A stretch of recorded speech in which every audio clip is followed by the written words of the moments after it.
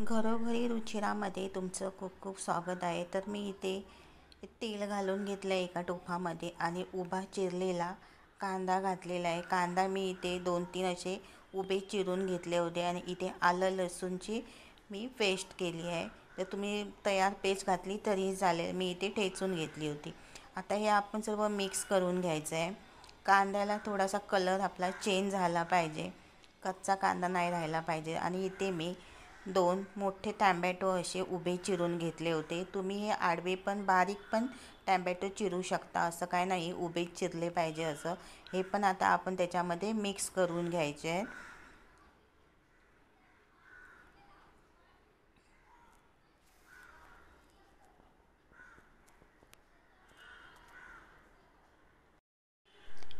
इथे मी याच्यामध्ये अर्धा चमचा हळद घालणार आहे. त्यानंतर आपण घालणार आहे इथे हा मी तयार मसाला आणला आहे. बिर्याणी मसाल्याचं पाकीट मिळतं ते मी घातलं आहे. आणि इथे त्याच्यामध्ये मी हे 2 चमचे घालणार आहे. जर नाही घातलं तरी चालेल.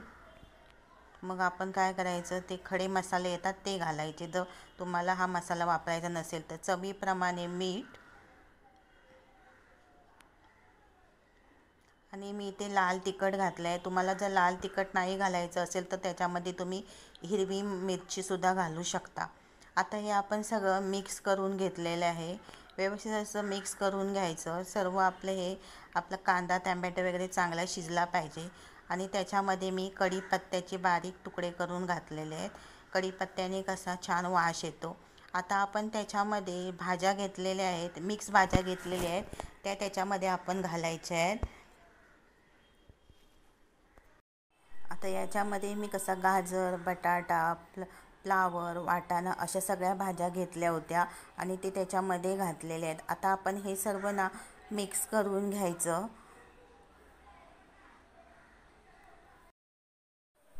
आता आपलं हे सगळं ना मिक्स करून झालेलं आहे. आता मी त्याच्यावरती एक ना अशी झाकून थाळी ठेवणार आहे.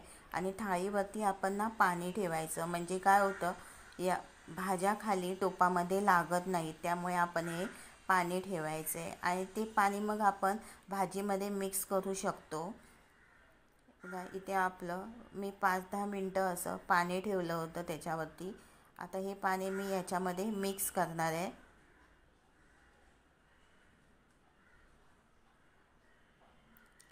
आता इथे मिक्स करून झालेलं आहे. आता मी याच्यामध्ये तांदूळ घालणार आहे. तांदूळ मी इथे अर्धा तास पाण्यामध्ये भिजत ठेवले होते आणि आता हे तांदूळ मी याच्यामध्ये मिक्स करणार आहे. तांदूळ मी याच्यासाठी साधेच घेतले होते, जे आपण घरी ज्या भाताचा राईस बनवतो ते तांदूळ घेतले होते.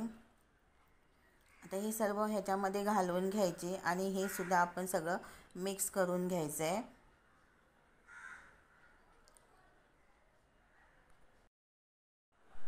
2 मिनटं चांगलं मी असं मिक्स करून घेतलं. इथे तुम्ही पाहू शकता बघा किती तेल असं आपलं चांगलं सुटलं आहे त्याच्यामध्ये. आणि आपण थोडं पाणी पण मिक्स केलं होतं. वरून मी थोडीशी कोथिंबीर घातलेली आहे आणि मिक्स करून घेतलेलं आहे. आता मी याच्यामध्ये ना आपण ज्यावेळी भात बनवतो ना त्यावेळी आपण त्याच्यामध्ये गरम पाणी मिक्स करायचं आहे. कुठली भाजी बनवताना, कुठलाही पदार्थ बनवताना आपण गरम पाण्याचाच वापर करायचा. मग त्यामुळे आपला पदार्थ लवकर शिजला जातो. इथे तुम्ही पाहू शकता मी इथे ना गरम पाणी करून घेतलेलं आहे आणि ते पाणी मी आता याच्यामध्ये मिक्स करणार आहे, त्याच्याने करून आपला भात लगेच शिजेल. हे पाणी मी जे मिक्स केलेलं आहे ना ते गरम करून घेतलेलं आहे.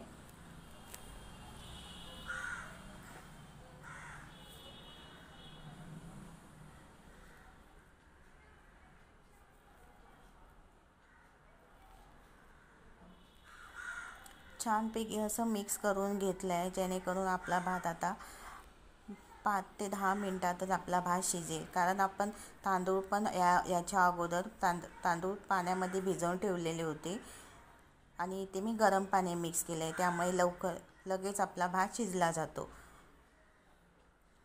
जर आपल्याला पाणी अजून लागत असेल तर आपण नंतर त्याच्यामध्ये मिक्स करू शकतो. आता मी त्याच्यामध्ये वरून पण थोडीशी कोथिंबीर घातली आहे आणि आता मी इथे झाकून ठेवणार आहे. झाकण ठेवल्यावरती आपण हे बघा इथे चांगली उकळी आलेली आहे भाताला. आणि आता परत मी याच्यावरती पाणी ठेवलं आहे, म्हणजे जर पाणी कमी पडलं तर आपण ते मिक्स करू शकतो, पण तसं झालेलं नाही आहे. आपला भात तेवढ्या पाण्यामध्येच चांगला शिजलेला आहे. ते पाहू शकता आपला हा व्हेज पुलाव तयार झाला आहे. मुलं खात नाहीत ना वेगवेगळ्या भाज्या, त्यासाठी आपल्याला असं काहीतरी जुगाड करावा लागतो. कशी वाटली तुम्हाला रेसिपी ही? आवडली तर लाईक, शेअर आणि सबस्क्राईब करायला विसरू नका. परत भेटणार आहोत आपण नवीन रेसिपीसोबत. तोपर्यंत बाय बाय.